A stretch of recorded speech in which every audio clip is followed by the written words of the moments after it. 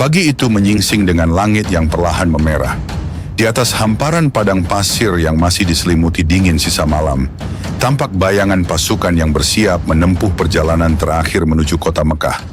Mereka bergerak meninggalkan Maraj Zahran pada hari Selasa pagi, tanggal 17 Ramadan tahun 8 Hijriah. Di bawah cahaya fajar yang beranjak terang, semangat membuncah dalam dada setiap prajurit Muslim. Kerinduan pada Ka'bah bercampur harapan akan tegaknya kebenaran di Tanah Suci. Rasulullah berdiri di tengah-tengah pasukannya, memandang wajah-wajah para sahabat yang menunggu instruksi. Ada sorot keyakinan yang terpancar dari mata beliau, keyakinan bahwa penaklukan Mekah tidak akan sekadar menjadi kemenangan militer, tetapi penanda bahwa kebenaran dan rahmat Allah kian tersebar. Beliau menatap horizon gurun sambil menghirup udara pagi dengan mantap. Terbayang di benaknya hari-hari sulit ketika kaum muslimin dulu diusir dari Mekah. Teringat pula bagaimana beliau dan para sahabat pernah diperlakukan dengan sangat kejam. Namun kini, kisah itu akan memasuki babak akhir yang menentukan. Umar bin Khattab berbisik pelan kepada Abu Bakar. "Wahai Abu Bakar, setiap langkah ini seakan mengingatkanku pada perjalanan kita dahulu. Saat itu kita berhijrah dengan hati diliputi kecemasan. Kini kita pulang dengan kekuatan yang diizinkan Allah." Abu Bakar menatap gurun luas di hadapan mereka. "Benar wahai Umar, Allah telah memenuhi janjinya bagi mereka yang bersabar. Semoga ini menjadi awal yang penuh berkah bagi seluruh penduduk Mekah." Di saat yang sama, jauh di barisan belakang, beberapa sahabat muhajirin lain tak kuasa menahan haru. Mereka menitikkan air mata, mengingat saudara-saudara mereka di Mekah. Ada yang telah memeluk Islam secara diam-diam. Ada pula yang masih bertahan pada kepercayaan lama. Harapan besar mereka, semoga semuanya terbuka hatinya hingga tidak perlu ada pertumpahan darah di tanah haram. Ketika matahari sudah agak tinggi, Rasulullah memberi perintah untuk melanjutkan perjalanan. Debu gurun terhempas oleh derap kaki pasukan. Suara unta dan kuda berpadu dengan deru napas manusia yang menahan lapar dan dahaga, mengingat sebagian masih mencoba menunaikan ibadah puasa. Meski begitu, di balik kelelahan fisik, terselip semangat membuncah untuk segera menjejak kota Mekah, tempat Ka'bah berdiri, kiblat bagi kaum muslimin di seluruh penjuru. Sesampainya di sekitar gerbang Mekah, di tengah riuh pasukan yang mulai berbaris rapi, Abu Sufyan melangkah maju. Belum lama ia memeluk Islam di Maraj Zahran, tetapi kini ia membawa misi penting, mengumumkan keputusan Rasulullah tentang jaminan keamanan bagi penduduk Mekah. Wajah Abu Sufyan menegang, tangannya sedikit gemetar menggenggam gagang pedang yang belum pernah ia hunus lagi sejak bersumpah setia pada Islam. Meski gugup, ia tahu tugasnya adalah pemberitahuan penting bagi semua warga. Abu Sufyan berteriak lantang, suaranya menggema di celah-celah bangunan Mekah. "Wahai penduduk Mekah, dengar dan catatlah. Rasulullah telah memutuskan, siapa yang menutup pintu rumahnya, maka ia aman. Siapa yang masuk ke rumahku, maka ia aman. Dan siapa yang masuk ke Masjidil Haram, maka ia aman." Orang-orang Quraisy yang berdiri di dekat gerbang dan di sepanjang jalan kota tertegun mendengarnya. Sebagian menanggapi dengan tatapan terkejut, sebagian lagi tampak lega. Suara Abu Sufyan terdengar nyaring, menggugah hati penduduk yang sejak semalam sudah dirundung kecemasan akan bala tentara besar yang mendekat. Seorang penduduk Mekah suaranya gemetar, berbicara kepada kerabatnya. "Apakah ini sungguh janji Rasulullah? Aku dulu mengenal kekerasan hati Abu Sufyan, namun kini dia mengumumkan perlindungan dari Muhammad. Mungkinkah kita benar-benar aman?" Kerabatnya menyentuh pundaknya. "Sebaiknya kita patuhi. Jika benar Muhammad memberi jaminan, lebih baik kita tenang di rumah. Jangan sampai kita memicu pertempuran sia-sia."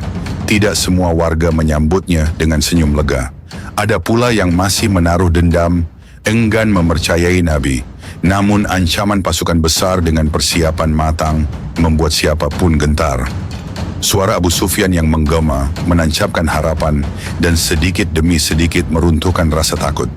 Bagi mereka yang masih menolak Islam, minimal jaminan keamanan ini menjadi kesempatan untuk menghindari pertumpahan darah.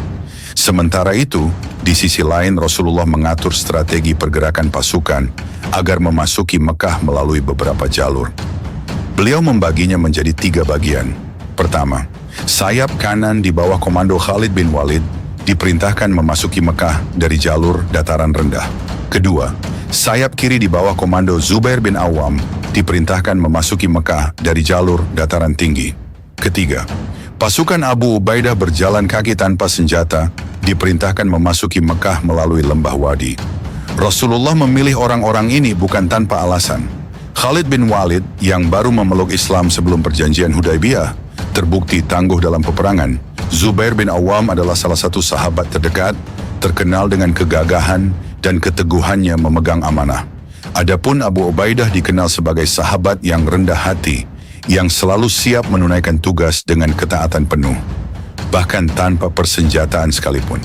Rasulullah memberi instruksi terakhir, suaranya lembut namun tegas. Masuklah kalian ke Mekah dengan penuh kehati-hatian. Jangan menumpahkan darah kecuali terpaksa. Hormati tanah suci. Perlakukan penduduknya dengan maaf selama mereka tidak mengangkat senjata. Para komandan mengangguk. Ada ketenangan yang memancar dari wajah mereka. Kemenangan ini bukanlah ajang balas dendam, melainkan jalan untuk membersihkan Ka'bah dari berhala dan menegakkan kalimat tauhid. Di dalam hati masing-masing, mereka memanjatkan doa agar Allah menjaga mereka dari sifat congkak, serta melimpahkan hidayah bagi orang-orang Mekah. Khalid dengan pasukan di sayap kanan memulai perjalanan memasuki daerah dataran rendah Mekah. Langkah mereka mantap, suara gemerisik pasir dan kerikil menyertai derap kuda. Jantung Khalid berdegup kuat mengingat masa lalunya. Ia dulunya menjadi panglima yang gemar memerangi kaum muslimin. Kini, atas hidayah Allah, ia justru memimpin pasukan Islam untuk memasuki tanah kelahirannya. Sepanjang jalur, tidak banyak orang Quraisy yang memberanikan diri menghadang. Hanya di beberapa titik terjadi perlawanan singkat ketika sekelompok kecil Quraisy fanatik mencoba menghalau pasukan Khalid. Namun, Khalid dengan kepiawaiannya segera menenangkan pasukannya, lalu menawarkan pilihan, menyerah atau menghadapi senjata. Sebagian kecil tetap melawan, maka pertempuran terjadi secara singkat. Dalam waktu yang tak lama, Khalid dan para sahabat berhasil melucuti perlawanan itu. Khalid bin Walid berteriak, "Wahai kaum Quraisy, jangan pertumpahkan darah kalian sendiri. Rasulullah telah memberikan jaminan, letakkan senjata kalian, berlindunglah di rumah masing-masing atau Masjidil Haram." Suara Khalid menggema tegas, menunjukkan wibawa seorang panglima yang kini berkhidmat pada Islam. Sebagian penentang itu akhirnya terdiam, meletakkan senjata. Sebagian lain melarikan diri ke rumah, menutup pintu rapat-rapat sebagaimana sabda Nabi. Perlawanan cepat reda, tak ada pertempuran besar seperti yang ditakutkan.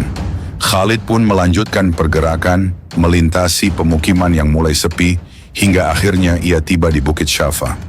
Di sana, ia menanti pertemuan dengan Rasulullah. Sementara itu, hati Khalid terasa getir bercampur bahagia. Ia bersyukur tak harus menumpahkan banyak darah. Namun ia juga sedih mengingat betapa dahulu kebenciannya pada Islam hampir membutakan nurani. Kini, langkahnya justru diizinkan Allah untuk menjaga kehormatan Mekah dalam naungan Islam. Setiap derap kaki kuda menanamkan keyakinan bahwa ini memang jalan kebenaran yang telah lama ia cari. Beralih ke sayap kiri pasukan, Zubair bin Awam dan para sahabat melewati jalur berbukit di sisi dataran tinggi. Matahari kian memanas, memandikan mereka dalam keringat, tetapi tak memadamkan semangat. Sambil terus bergerak, Zubair menenangkan para sahabat agar tidak terpancing amarah bila ada sisa-sisa perlawanan di jalur tersebut.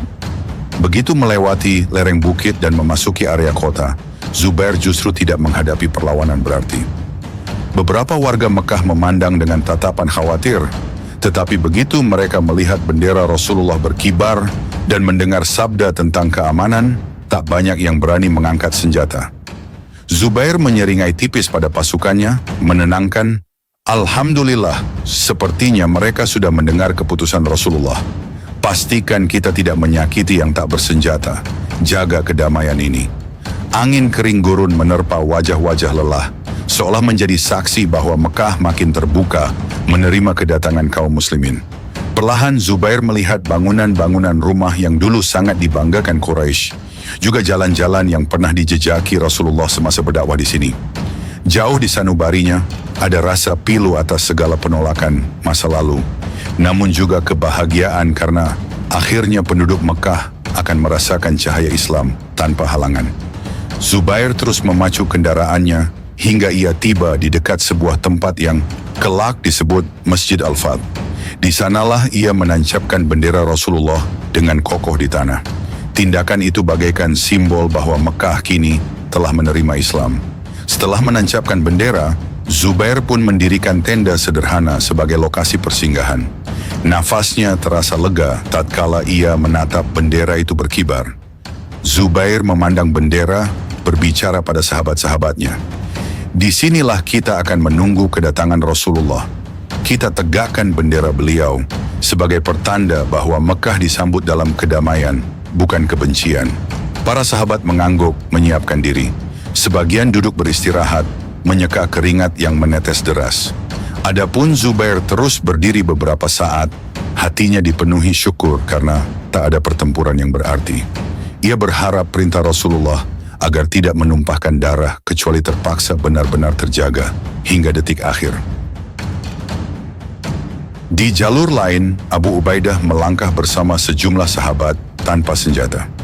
Mereka diinstruksikan berjalan kaki melalui lembah wadi, menunjukkan niat damai yang sebenarnya. Langkah-langkah mereka menggema lembut di antara bebatuan tanpa sorak peperangan atau dentang senjata. Beberapa penduduk Mekah yang melihatnya terheran-heran. Pasukan tanpa senjata? Mengapa tidak dipersenjatai? Seorang penduduk Mekah bersuara pelan pada teman di sebelahnya. Lihatlah mereka tidak membawa pedang dan tombak, tapi tetap maju. Seakan-akan mereka yakin bahwa kami tak akan menyakiti mereka. Temannya memandang heran. Mungkin mereka ingin menunjukkan bahwa mereka datang dengan damai. Sungguh aneh, tapi ini menenangkan. Abu Ubaidah sendiri tetap khusyuk, matanya menatap lurus ke depan. Hatinya diliputi rasa haru karena bisa memasuki Mekah yang selama ini menjadi pusat ibadah kaum muslimin, walau masih dipenuhi berhala. Ia berdoa agar Allah memberi hidayah kepada sebanyak mungkin warga yang menyaksikan kedatangan mereka. Tidak ada benturan berarti di lembah wadi, penduduk sudah mendengar pengumuman Abu Sufyan, membuat mereka bersikap menunggu tanpa perlawanan.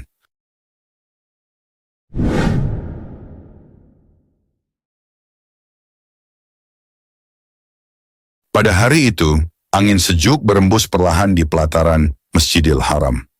Peristiwa agung yang dinantikan sekian lama oleh kaum muslimin akhirnya tiba. Penaklukan kota Mekah telah terjadi dengan nyaris tanpa pertumpahan darah. Sekalipun suasana di kota masih diselimuti ketegangan, hati banyak orang diliputi rasa haru dan penuh tanda tanya. Bagaimana tanggapan Rasulullah kepada penduduk Mekah yang sebelumnya memusuhinya? Apa yang akan terjadi dengan berhala-berhala yang memenuhi Ka'bah? Setelah perjalanan panjang memasuki kota Mekah, Rasulullah dan para sahabat berkumpul di sekitar Masjidil Haram. Masjid yang dahulu sering menjadi saksi penyembahan ratusan berhala itu tampak lengang. Bayang-bayang Ka'bah membentang di tengah terik mentari, seakan menanti untuk disucikan dari segala kesyirikan. Para penduduk Quraisy yang masih bertahan di rumah-rumah atau berdesakan di pinggir jalan, menanti dengan cemas apa gerangan yang akan dilakukan Rasulullah. Apakah akan ada pembalasan atas segala penindasan di masa lalu? Ataukah ini awal dari sebuah lembaran baru bagi Mekah? Rasulullah melangkah dengan tenang, dikelilingi oleh para sahabat Muhajirin dan Ansyar. Di antara mereka tampak Abu Bakar, Umar bin Khattab, Utsman bin Affan, Ali bin Abi Thalib, Thalha, Zubair, dan banyak lagi. Wajah-wajah mereka menampilkan campuran antara kekaguman, kelegaan, dan kesungguhan. Setiap langkah menuju Masjidil Haram mengingatkan mereka pada masa-masa penuh tekanan dan siksaan saat dakwah baru dimulai di Mekah. Umar bin Khattab berbisik menahan haru kepada Abu Bakar. Wahai Abu Bakar, tak pernah terlintas di benakku bahwa kita akan tiba pada hari seperti ini. Menyusuri jalanan Mekah tanpa rasa takut diiringi ribuan kaum muslimin. Masya Allah. Abu Bakar menatap Ka'bah dari kejauhan. Suaranya tertahan emosi. Benar wahai Umar, ini semua semata-mata karena pertolongan Allah. dan kesabaran Rasulullah. Sungguh betapa berharganya momen ini bagi kita semua. Orang-orang Quraisy yang bersembunyi di sudut-sudut halaman Masjidil Haram menatap dengan campuran perasaan, antara gentar, heran, dan penasaran. Mereka melihat bagaimana pasukan muslimin datang tidak dengan wajah beringas atau bentakan penuh amarah. Sebaliknya, ada ketenangan dan wibawa yang menyelimuti langkah Rasulullah. Tidak sedikit yang mulai merasakan hati mereka luluh, walau masih dihantui rasa bersalah akibat tindakan permusuhan masa silam. Di hadapan mereka, tegak berdiri Ka'bah yang selama bertahun-tahun telah dipenuhi berhala. Konon ada sekitar 360 berhala besar dan kecil menghiasi tiap sudut, setiap sisi. Semuanya diukir dengan berbagai wujud, menjadi lambang kepercayaan masyarakat jahiliyah. Kini, Ka'bah itu akan dikembalikan fungsinya sebagai rumah ibadah kepada Allah semata, seperti semula di era Nabi Ibrahim alaihissalam. Begitu sampai di dekat Ka'bah, Rasulullah langsung menuju Hajar Aswad. Beliau mengusapnya dengan takzim, mengingatkan kaum muslimin bahwa batu tersebut hanyalah simbol, bukan sesuatu yang disembah. Disinilah biasanya umat Islam memulai tawaf. Wajah beliau memancarkan syukur mendalam bahwa akhirnya risalah tauhid akan ditegakkan di tempat yang paling suci, tanpa tercampur oleh khurafat jahiliyah. Kemudian beliau mulai melakukan tawaf mengelilingi Ka'bah. Para sahabat turut mengiringi, sementara sebagian memperhatikan dari dekat dengan napas tertahan. Rasulullah saat itu memegang busur sebagai tongkat penunjuk. Di sekeliling Ka'bah berhala-berhala berdiri di atas alasnya, seakan menantang kebenaran tauhid yang dibawa oleh Islam. Ali bin Abi Thalib memandang jajaran berhala dengan penuh rasa geram. Wahai Rasulullah, inilah waktunya kita menghancurkan semua patung sesat ini. Bukankah Allah telah memerintahkan agar mengikhlaskan ibadah hanya kepadanya saja? Rasulullah mengangguk perlahan, menandakan setuju. Lalu beliau mulai mendorong berhala-berhala itu dengan busur di tangannya. Setiap kali berhala itu terdorong dan terjatuh, Rasulullah membacakan firman Allah. Rasulullah membaca ayat dengan suara lantang, dan katakanlah, yang benar telah datang dan yang batil telah lenyap. Sesungguhnya yang batil itu adalah sesuatu yang pasti lenyap. Al-Quran Surah Al-Isra ayat 81. Suara beliau bergema memenuhi Masjidil Haram, mengguncang hati penduduk Mekah yang menyaksikan. Suara patahnya berhala, retakan kayu, dentingan bebatuan yang jatuh, seolah menjadi simbol bahwa era kesyirikan sudah berakhir. Satu persatu patung besar maupun kecil runtuh di hadapan mata. Sebagian di antaranya hancur berkeping-keping, meninggalkan serpihan yang tak berdaya. Bagi kaum muslimin, momen itu sangat emosional. Mereka telah lama merindukan saat-saat di mana Ka'bah hanya menjadi tempat menyembah Allah semata. Sebagian sahabat meneteskan air mata, ada yang merasakan kedamaian mendalam, seolah beban lama terangkat dari hati mereka. Sementara orang-orang Quraisy yang menonton, banyak yang tertunduk, menyadari betapa rapuhnya objek-objek yang selama ini mereka sembah. Menariknya, pada saat itu Rasulullah melakukan tawaf di atas hewannya. Beliau tidak turun ke tanah, menandakan kebolehan bagi seorang pemimpin untuk tetap menjaga wibawa dan keamanan di tengah kondisi belum sepenuhnya stabil. Di samping itu, Rasulullah saat itu tidak dalam keadaan ihram, sehingga ritual yang dilakukannya bukanlah umrah resmi, melainkan tawaf syukur atau tawaf penghormatan memasuki Masjidil Haram. Usai tawaf, Rasulullah berhenti di depan pintu Ka'bah. Di situ beliau memanggil Utsman bin Talha, yang selama ini dikenal sebagai pemegang kunci Ka'bah. Utsman, yang sudah lama menyimpan kunci itu sebagai bagian dari tradisi turun-temurun, datang dengan perasaan campur aduk. Ia menatap Rasulullah, lalu menunduk hormat. Rasulullah menyapa lembut, "Wahai Utsman bin Talha, berikanlah kunci itu padaku. Bukalah pintu Ka'bah agar aku bisa memasukinya." Utsman tanpa banyak kata mengulurkan kunci. Jemarinya sedikit gemetar. Dulu di masa permusuhan belum tentu ia akan melakukannya. Tapi kini ia sadar bahwa Rasulullah bukanlah orang yang semena-mena. Dengan perlahan, pintu Ka'bah dibuka. Beberapa sahabat terdekat menahan napas, menanti apa yang akan ditemukan di dalam rumah suci itu. Begitu Rasulullah masuk, suasana di dalam Ka'bah agak gelap. hanya diterangi cahaya yang masuk melalui celah-celah ventilasi kecil. Namun, masih cukup tampak bahwa dindingnya dihiasi gambar-gambar. Di antara gambar itu, terlihat pula gambar Nabi Ibrahim dan Nabi Ismail yang digambarkan sedang melakukan ritual mengundi nasib dengan anak panah, sebuah kebiasaan jahiliyah yang jelas tidak pernah diajarkan oleh mereka. Melihat hal itu, kemarahan Rasulullah bercampur duka. Beliau pun bersabda, Rasulullah dengan suara bergetar, "Semoga Allah memerangi mereka orang-orang musyrik." Demi Allah, keduanya Nabi Ibrahim dan Ismail tidak pernah melakukan hal ini sama sekali. Kata-kata itu menegaskan betapa jauhnya perilaku kaum jahiliyah dari ajaran murni para nabi. Bagi Rasulullah, menggambarkan Nabi Ibrahim dan Nabi Ismail sebagai pelaku undian, anak panah adalah penghinaan besar terhadap kesucian dakwah tauhid. Lalu, di sudut lain, Rasulullah melihat burung merpati dari kayu yang disimpan sebagai simbol atau mungkin sesembahan. Beliau segera menghancurkannya dengan tangannya sendiri. Kayu itu patah, terbelah menjadi serpihan kecil, memperlihatkan kelemahan setiap patung atau simbol yang mereka sembah. Adapun gambar-gambar lain di dinding Ka'bah, beliau perintahkan untuk dihapus agar tidak tersisa satupun jejak kemusyrikan. Ali bin Abi Thalib yang ikut membantu, "Akan kuhapus semua gambar ini, wahai Rasulullah. Tak layak ada bayangan kesyirikan menodai rumah Allah." Satu persatu, noda lukisan di dinding Ka'bah dilenyapkan. Tangan-tangan sahabat bekerja sigap dengan hati yang bergolak, menyadari mereka sedang meluruskan kembali warisan Nabi Ibrahim, meniadakan segala hal yang bertentangan dengan tauhid. Harumnya debu kapur dan serpihan kayu menguar di udara, menandakan sebuah era baru. Ka'bah akan kembali bersih dari berhala dan simbol jahiliyah. Setelah semua berhala, patung dan gambar terhapus, Rasulullah melakukan salat di dalam Ka'bah. Momen ini benar-benar mengharukan bagi para sahabat yang menyaksikan dari luar.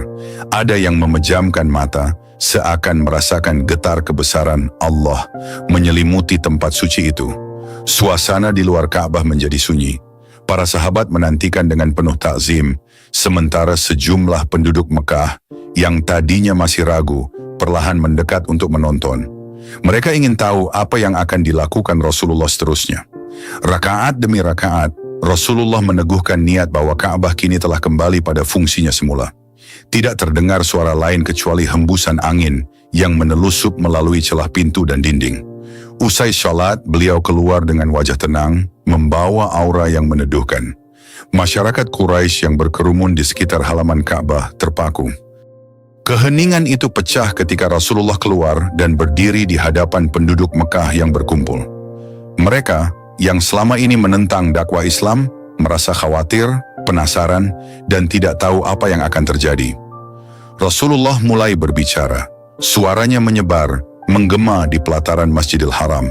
Rasulullah menyeru lantang, "Tiada ilah selain Allah, tiada sekutu baginya. Dia yang menepati janjinya, menolong hambanya, dan hanya dia yang menghancurkan kekuatan musuh. Ketahuilah bahwa setiap kekuasaan, harta benda, atau darah ada di bawah kedua kakiku ini, kecuali kekuasaan mengurusi Ka'bah dan memberi minum jamaah haji." Kata-kata ini memancarkan kekuatan tauhid. Ia menegaskan bahwa segala bentuk arogansi dan kebanggaan jahiliyah telah runtuh di hadapan Allah. Sementara itu, tanggung jawab menjaga dan mengurus Ka'bah, serta memberi minum jamaah haji, tetaplah tugas mulia yang diemban oleh keluarga tertentu sejak zaman dahulu. Tentu jika mereka bersedia menerima Islam dan menunaikan tanggung jawabnya dengan benar. Rasulullah melanjutkan dengan nada serius menatap kaum Quraisy. "Wahai kaum Quraisy, sesungguhnya Allah telah menghilangkan dari kalian kesombongan jahiliyah dan pemujaan terhadap nenek moyang. Manusia berasal dari Adam dan Adam berasal dari tanah." Kata-kata itu menghunjam jantung mereka, menumbangkan segala kesombongan yang pernah ada. Dahulu suku Quraisy berbangga diri sebagai penjaga Ka'bah, menilai diri mereka lebih mulia daripada suku lain. Kini Rasulullah menekankan bahwa tiada keistimewaan di sisi Allah selain ketakwaan. Rasulullah lalu membaca firman Allah, Hai manusia, sesungguhnya kami menciptakan kamu dari seorang laki-laki dan seorang perempuan dan menjadikan kamu berbangsa-bangsa dan bersuku-suku supaya kamu saling kenal mengenal. Sesungguhnya orang yang paling mulia di antara kamu di sisi Allah ialah orang yang paling bertakwa di antara kamu. Sesungguhnya Allah Maha mengetahui lagi Maha mengenal.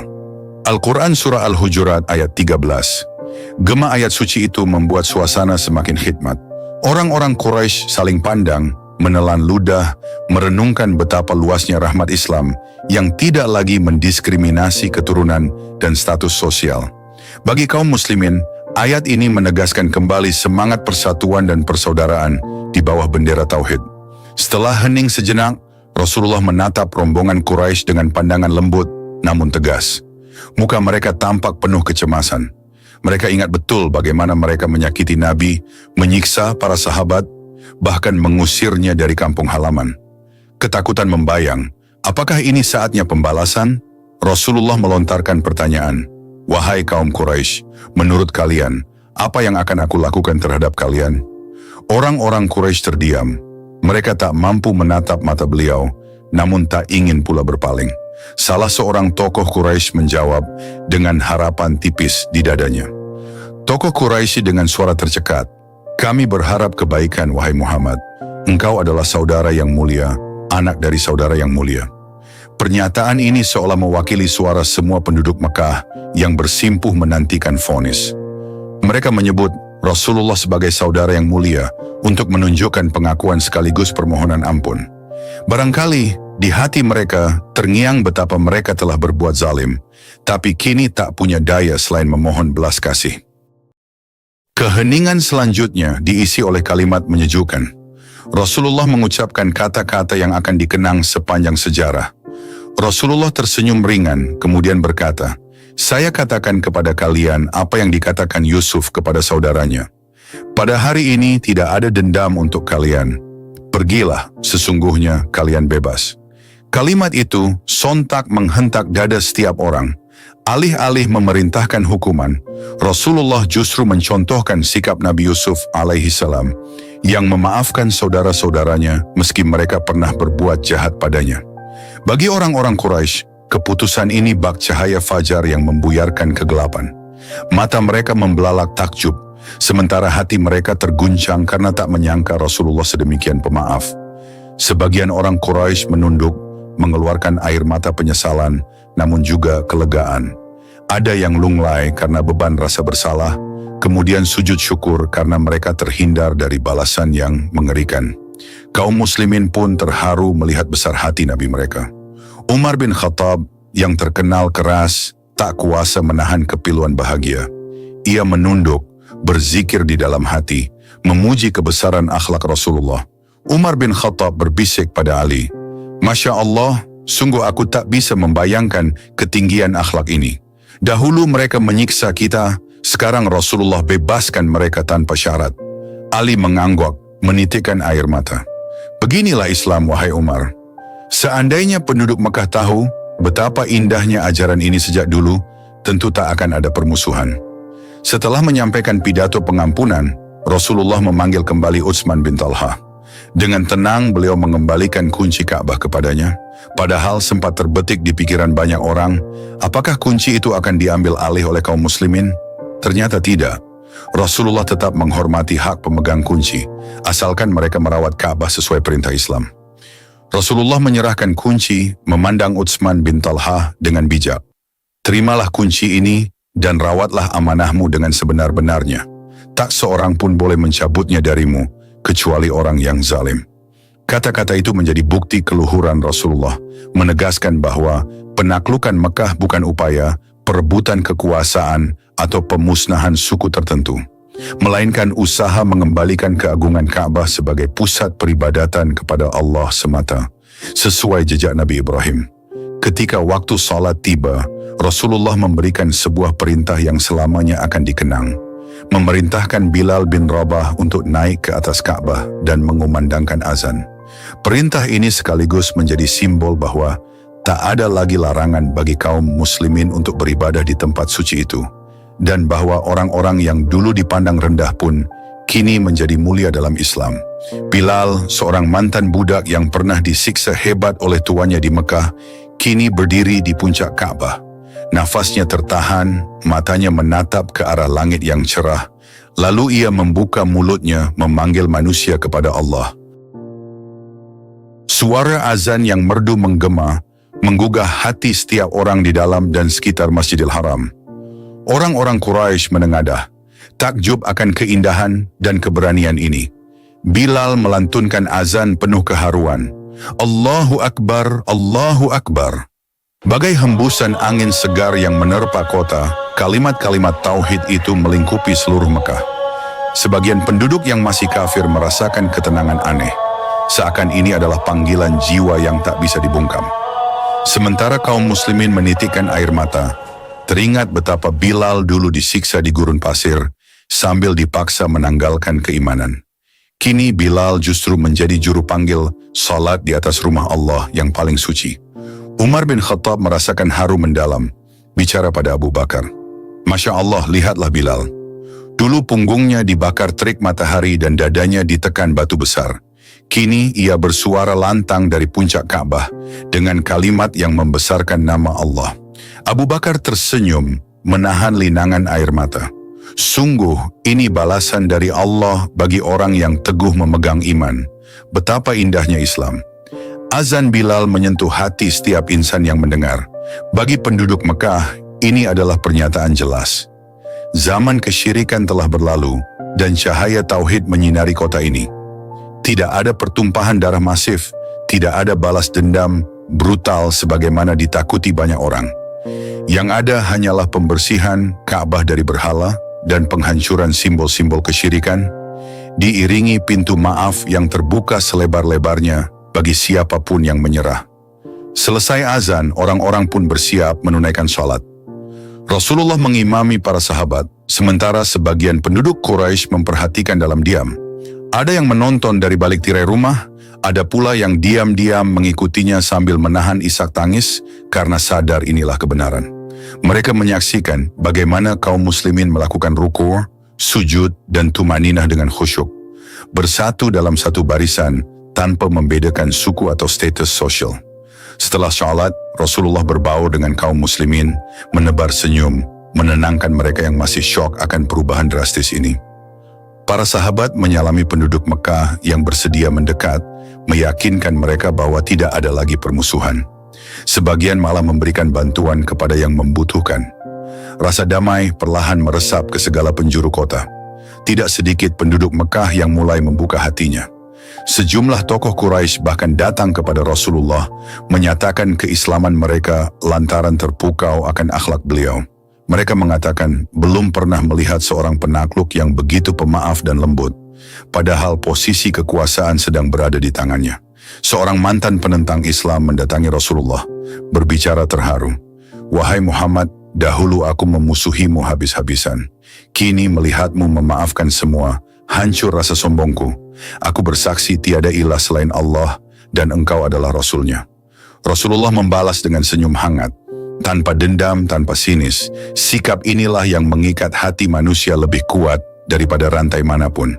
Hari-hari berikutnya, Mekah pun berkembang menjadi kota yang damai, sentra tauhid, di mana Ka'bah dibersihkan sepenuhnya dari berhala dan gambar sesat, serta di mana azan kini berkumandang 5 kali sehari dari dekatnya.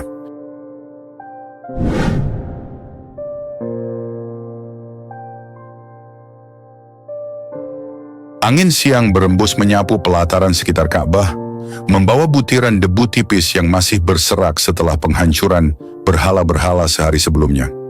Kota Mekah mulai berangsur tenang, meski penduduknya tak sepenuhnya lepas dari rasa was-was. Pada satu sisi mereka lega karena Rasulullah memberikan pengampunan besar-besaran kepada kebanyakan warga Mekah. Namun di sisi lain, tersiar kabar bahwa terdapat 9 orang yang dikenai hukuman mati karena kejahatan besar yang mereka lakukan terhadap kaum muslimin. Sejak pagi, beberapa sahabat memeriksa penjuru Mekah, mencari keberadaan 9 gembong kafir yang namanya disebutkan langsung oleh Rasulullah. Orang-orang itu disebut-sebut telah menyakiti kaum muslimin dengan cara yang tak termaafkan. Mereka menebar fitnah, menghina Nabi, menyiksa para sahabat, bahkan ada yang secara terang-terangan terus memusuhi Islam ketika sudah ada perjanjian damai. Di sebuah sudut kota, tampak ketegangan melingkupi wajah-wajah penduduk yang berjajar di tepi jalan. Mereka berbisik satu sama lain tentang 9 nama yang diincar untuk eksekusi mati. Rasa takut dan penasaran bercampur. Mengapa mereka tidak diberi pengampunan seperti orang-orang Quraisy lain? Seorang laki-laki tua mendekat pada sekelompok orang yang sedang berbisik. Rambutnya telah memutih, wajahnya menampilkan kekhawatiran. Orang tua dengan suara rendah, "Apakah benar Rasulullah telah memerintahkan hukuman mati? Bukankah beliau memaafkan kebanyakan kaum Quraisy kemarin?" Seorang lelaki memandang sekeliling, memastikan tidak ada yang mendengar. "Benar, tapi 9 orang itu tidak sama dengan kita. Mereka telah melakukan kejahatan besar, menumpahkan darah kaum muslimin, mengolok-olok Nabi, bahkan merencanakan hal-hal busuk. Tidak heran jika hukuman mereka berbeda." Bisikan itu membuat jantung orang tua tersebut berdegup lebih kencang. Ada kesedihan dan rasa pilu membayangi. Walau Mekah telah ditaklukkan secara damai, segelintir orang ternyata tetap harus membayar tuntas dosa-dosa mereka. Nama-nama tersebut pun beredar: Abdul Uzza bin Khatal, Abdullah bin Abi Sarh, Ikrimah bin Abi Jahal, Harits bin Nufail bin Wahb, Muqais bin Shababah, Hubar bin Al-Aswad, serta 3 orang wanita bidu wanita, 2 di antaranya milik Ibnu Khatal yang sering menghina Nabi, dan seorang lagi bernama Sarah, budak Bani Abdul Muthalib yang pernah menjadi kurir surat Hatib bin Abi Balta'ah. Meski vonis mati telah dijatuhkan, kabar baiknya adalah bahwa tidak semua dari mereka benar-benar berakhir pada hukuman tersebut. Ada sebagian yang segera mencari perlindungan. Mereka datang memohon ampunan kepada Rasulullah atau meminta syafaat dari para sahabat terkemuka. Ibnu Abi Sarh dan Ikrimah bin Abi Jahal misalnya, berhasil mendapatkan perlindungan setelah keduanya menyatakan penyesalan yang tulus. Kisah Ikrimah sangat mengharukan. Ia sempat kabur menuju laut, namun akhirnya sadar tiada tempat bersembunyi dari kekuasaan Allah. Saat Ikrimah kembali, ia dibantu oleh istrinya untuk memohon ampunan Rasulullah. Tangis istrinya dan tekad Ikrimah yang luluh membuat hati Nabi berkenan memaafkannya. Hubar bin Al-Aswad dan Sarah juga berakhir mendapat perlindungan. Keduanya datang dengan berbagai cara, memohon belas kasihan dan menyatakan taubat. Meski kejahatan mereka tak ringan, Rasulullah tetap memberi mereka kesempatan hidup, dengan syarat mereka bertobat dan tidak mengulangi perbuatan keji. Salah satu dari bidu wanita Ibnu Khatal yang sering menghina Nabi pun pada akhirnya memohon perlindungan. Ia menangis di hadapan Rasulullah, mengakui seluruh hinaan yang pernah diucapkannya, dan bersedia memeluk Islam. Entah bagaimana kesedihan menyergapnya, seakan ia menyesal setengah mati atas setiap syair dan nyanyian yang melecehkan Nabi. Melihat tangisan tulusnya, Rasulullah pun berkenan memberi maaf. Sementara itu nama-nama lain seperti Abdul Uzza bin Khatal, yang lebih dikenal sebagai Ibnu Khatal benar-benar tak mendapat ampunan. Ia diburu dan akhirnya dieksekusi mati karena kejahatan seriusnya. Demikian pula beberapa di antaranya yang tidak mau bertobat dan tetap bersembunyi. Mereka berusaha melarikan diri atau meneruskan permusuhan hingga akhirnya tertangkap dan menerima hukuman di tempat. Di dekat Masjidil Haram, matahari siang makin terik. Beberapa sahabat tampak bersiaga di beberapa sudut, menunggu perintah pelaksanaan eksekusi bagi mereka yang tertangkap. Wajah-wajah kaum muslimin sendiri tidak menampakkan kegembiraan saat hendak menegakkan hukuman ini. Justru banyak di antara mereka menahan kesedihan karena Islam datang membawa rahmat. Namun ada saja orang-orang yang bersikeras menentangnya dengan kejahatan brutal. Seorang sahabat berujar lirih pada sahabat lain, "Ya Allah, andai mereka mau bertaubat, pasti pengampunan terbuka luas. Mengapa harus berakhir seperti ini?" Sahabat lainnya menundukkan kepala. Mereka telah menumpahkan darah kaum muslimin, menghina kehormatan Nabi, dan tidak menyesal. Hukuman ini untuk menegakkan keadilan. Kita pun tidak ingin menumpahkan darah, tapi hukuman harus dijalankan. Saat beberapa di antara mereka benar-benar dieksekusi, suasana pun mencekam. Tak sedikit penduduk Mekah yang merinding melihat peristiwa itu. Di balik segala kemurahan dan pengampunan, Islam juga menegakkan keadilan, ada batas yang tidak boleh dilanggar tanpa konsekuensi. Dari situ, warga Mekah semakin paham bahwa Rasulullah bukan sekadar membebaskan mereka tanpa aturan, melainkan menegakkan hukum Allah yang menyeimbangkan rahmat dengan ketegasan. Di hari kedua keberadaan Rasulullah di Mekah, tepat setelah urusan penjahat-penjahat besar ini mulai menemukan penyelesaian, Nabi berdiri di hadapan banyak orang. Ia kembali berpidato, menegaskan kesucian kota Mekah. Angin gurun menyapu halaman Ka'bah, seolah menyimak setiap perkataannya. Rasulullah meninggikan suaranya agar terdengar jelas. Wahai sekalian manusia, ketahuilah bahwa kota Mekah ini adalah tanah suci. Tidak boleh ada pertumpahan darah di sini. Tumbuhannya tidak boleh ditebang. Binatang buruannya tidak boleh diburu.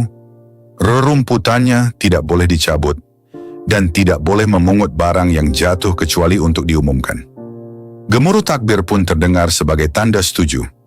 Para sahabat Muhajirin yang dahulu diusir dari Mekah menitikkan air mata haru. Mereka dulu teraniaya di tanah yang seharusnya suci, tapi kini justru Rasulullah melindungi Mekah dari segala bentuk perusakan dan pelanggaran. Abu Bakar berbisik pada Umar, menatap Ka'bah dengan khidmat.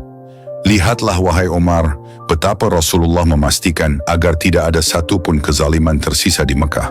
Kota ini harus kembali pada kesuciannya, sebagaimana ditetapkan Allah sejak masa Nabi Ibrahim. Umar mengangguk, menitikkan air mata hangat.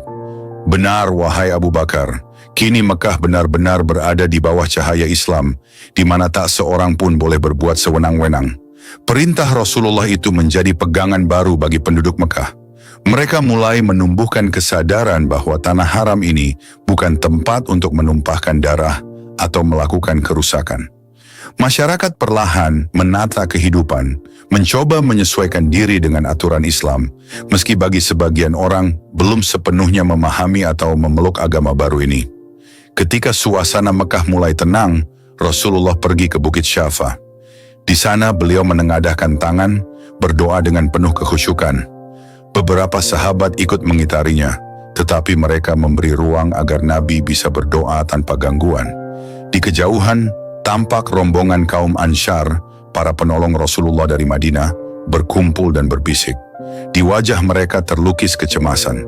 Seorang Ansyar berbisik, suaranya penuh gelisah. Lihatlah, Mekah telah ditundukkan oleh Islam. Kota ini tanah kelahiran Rasulullah. Mungkinkah beliau akan memilih menetap di sini, meninggalkan kita? Bagaimanapun, disinilah kampung halamannya. Ansyar lain mengangguk setuju. Benar, kita tahu betapa rindunya beliau pada kampung kelahirannya ini. Apalagi sekarang Mekah sudah menyambut Islam dengan terbuka. Mungkin saja Rasulullah akan bermukim di sini untuk seterusnya. Kekhawatiran itu beralasan.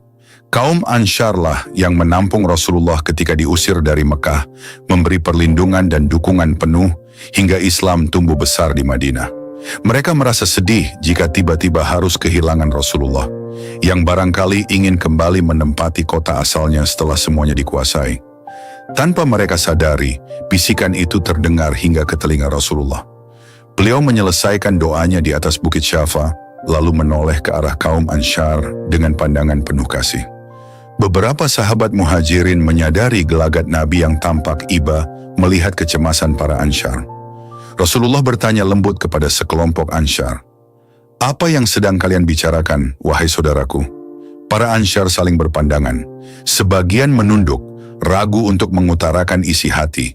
Namun, mereka tak bisa berbohong di depan Nabi. Akhirnya, seorang Ansyar memberanikan diri melangkah maju, mewakili kawan-kawannya. Seorang Ansyar suaranya paruh menahan haru. "Wahai Rasulullah, kami membicarakan bahwa Mekah adalah negerimu. Kami khawatir jika engkau kini telah menang dan menundukkan kota ini, engkau akan menetap di sini. Lalu bagaimana nasib kami di Madinah? Kami mencintaimu, tidak rela berpisah darimu." Kalimat itu meluncur, diiringi genangan air mata. Beberapa Ansyar yang lain terisak menahan perasaan. Bagaimanapun, kecintaan mereka pada Rasulullah begitu besar. Mereka telah bersama di masa-masa sulit, menghadapi berbagai peperangan berat, dan membangun masyarakat Islam di Madinah. Rasulullah menatap mereka dengan tatapan penuh sayang.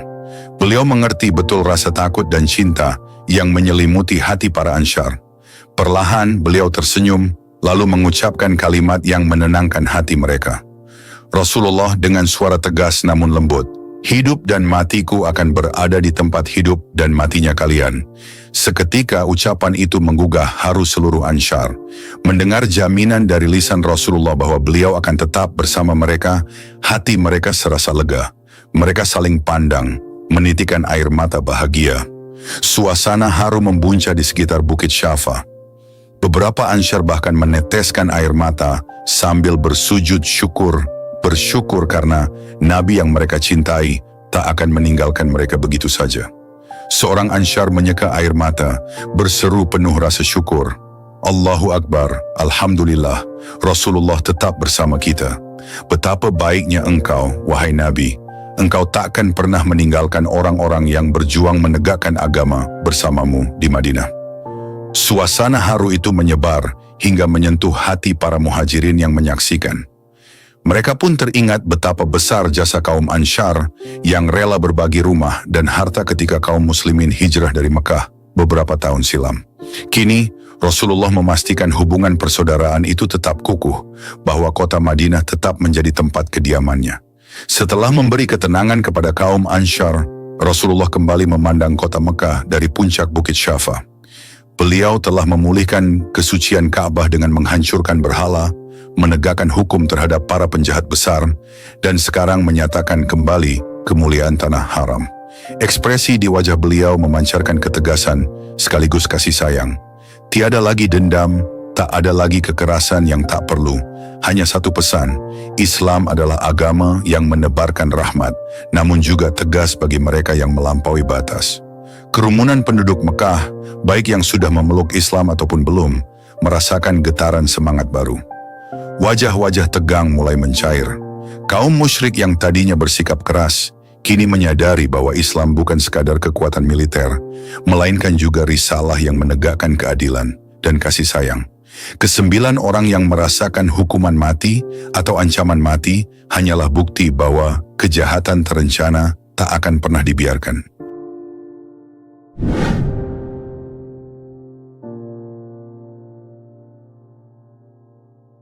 Langit Mekah menjelang sore itu tampak cemerlang, seolah turut bersuka cita atas penaklukan kota suci yang baru saja terjadi. Di seluruh penjuru jalan, bekas-bekas kekhawatiran perlahan sirna, digantikan keheningan syukur. Penduduk Mekah yang tadinya bersembunyi di dalam rumah atau berada di sudut-sudut Masjidil Haram, kini mulai keluar perlahan dengan wajah bertanya-tanya, bagaimana nasib kami selanjutnya? Namun hari itu pula mereka menyaksikan sebuah pemandangan yang menenteramkan. Kaum muslimin tidak bertindak semena-mena. Tidak ada pembantaian, tidak ada perampokan. Sebaliknya, yang terjadi adalah sebuah kesejukan. Ka'bah telah dibersihkan dari berhala, dan Rasulullah memberikan jaminan keamanan bagi semua yang tunduk dan tidak melawan. Kini, penduduk Mekah menyadari bahwa Islam benar-benar datang sebagai rahmat. Tidak ada jalan keselamatan kecuali mengikuti kebenaran yang diajarkan oleh Rasulullah. Berhari-hari lamanya penduduk Mekah hidup di bawah bayang-bayang ancaman. Mereka tahu, jika penaklukan ini jatuh ke tangan seorang pemimpin kejam, maka nyawa mereka, harta dan keluarga bisa saja hancur seketika. Namun yang mereka lihat malah sebaliknya. Rasulullah tidak membalas dendam. Banyak kesalahan di masa lalu, pengusiran, penyiksaan, hingga pengejaran dimaafkan. Bahkan, rumah Abu Sufyan diangkat sebagai tempat perlindungan. Di berbagai sudut, kaum Quraisy yang dulu memusuhi Islam mulai memuji dan menyanjung kelembutan akhlak Nabi. Seorang tokoh Mekah berbicara pelan pada temannya. Ternyata Muhammad tidak memerintah untuk membinasakan kita. Padahal dulu kita menimpakan banyak kejahatan padanya. Ini sungguh di luar dugaanku. Temannya mengangguk dengan mata berkaca-kaca. Memang, aku pun tak menyangka. Dulu kita menolak dan merendahkannya. Tapi lihat, justru dia memaafkan dan melindungi. Jika begini, kita harus berpikir ulang. Barangkali, kebenaran memang ada padanya. Percakapan-percakapan seperti ini mulai merambah ke seluruh pelosok Mekah. Dari orang tua, pemuda, hingga kaum wanita, Diam-diam berdiskusi, menimbang apakah sudah waktunya mereka meninggalkan kemusyrikan. Selama ini, mereka begitu bangga dengan berhala-berhala yang ditegakkan di sekeliling Ka'bah. Tetapi nyatanya, ketika Rasulullah datang, berhala-berhala itu dihancurkan tanpa perlawanan berarti. Seolah-olah mereka baru sadar bahwa benda-benda mati itu tak mampu menyelamatkan diri sendiri, apalagi menolong orang lain. Ketika kesadaran itu memuncak, penduduk Mekah pun mulai berbondong-bondong menghadap Rasulullah untuk menyatakan baiat sumpah setia. Sebagian datang dengan wajah penuh haru, menundukkan kepala, merasakan kelegaan sekaligus rasa malu atas masa lalu mereka. Sebagian lagi tampak meneteskan air mata, karena teringat segala permusuhan yang dulu mereka timbulkan. Ada pula yang datang dengan langkah mantap karena sejak lama diam-diam mereka telah mengagumi ajaran Islam, hanya saja takut pada tekanan Quraisy. Di suatu pagi, antrian orang-orang yang hendak berbaiat memanjang di sekitar Masjidil Haram. Rasulullah duduk di satu tempat yang lapang, diiringi beberapa sahabat utama seperti Abu Bakar, Umar bin Khattab, Utsman bin Affan, dan Ali bin Abi Thalib. Satu persatu penduduk Mekah maju, menyampaikan ikrar mereka. Seorang lelaki Quraisy terseduh di depan Rasulullah. "Wahai Muhammad, demi Allah, akulah yang dulu sering meludahi jalanmu. Aku pula yang dulu ikut menyakiti sahabat-sahabatmu. Kini aku sadar, tiada Tuhan selain Allah, dan engkau adalah Rasul-Nya. Terimalah baiatku." Rasulullah menatap lelaki itu dengan kelembutan. Beliau tidak meremehkan penyesalan orang tersebut. Dengan gerakan perlahan, beliau mengulurkan tangannya, menandakan penerimaan atas sumpah setianya. Rasulullah berbicara lembut, "Islam menghapus dosa-dosa yang telah lalu. Jangan takut, wahai saudaraku. Semoga Allah merahmatimu dan meneguhkan keimananmu." Pemandangan itu terulang berkali-kali. Ada yang menangis ketika menyentuh tangan Rasulullah, ada pula yang gemetar menahan haru. Para sahabat menyaksikan dengan taksim, bersyukur karena kini masyarakat Mekah beralih dari kegelapan jahiliyah menuju cahaya Islam. Dari kerumunan tersebut, sesekali terdengar isak tangis bahagia, menyiratkan bahwa tiada lagi sekat permusuhan di antara mereka. Dalam suasana penuh kebahagiaan ini, Rasulullah memutuskan untuk tinggal di Mekah selama 19 hari. Masa tinggal tersebut bukan semata untuk merayakan kemenangan, melainkan untuk mengukuhkan kembali rambu-rambu Islam di kota suci, serta membimbing penduduk setempat agar benar-benar memahami ajaran Tauhid. Setiap hari, Rasulullah mengajar mereka tentang salat, zakat, dan akhlak mulia. Beliau menegaskan bahwa kedudukan hamba di sisi Allah bukan diukur dari nasab atau harta, melainkan ketakwaan. Para penduduk Mekah yang tadinya menjunjung tinggi kesombongan kabilah, perlahan memupus kesombongan itu. Mereka menyadari bahwa semua manusia, mau bangsawan atau budak, sama di hadapan Allah.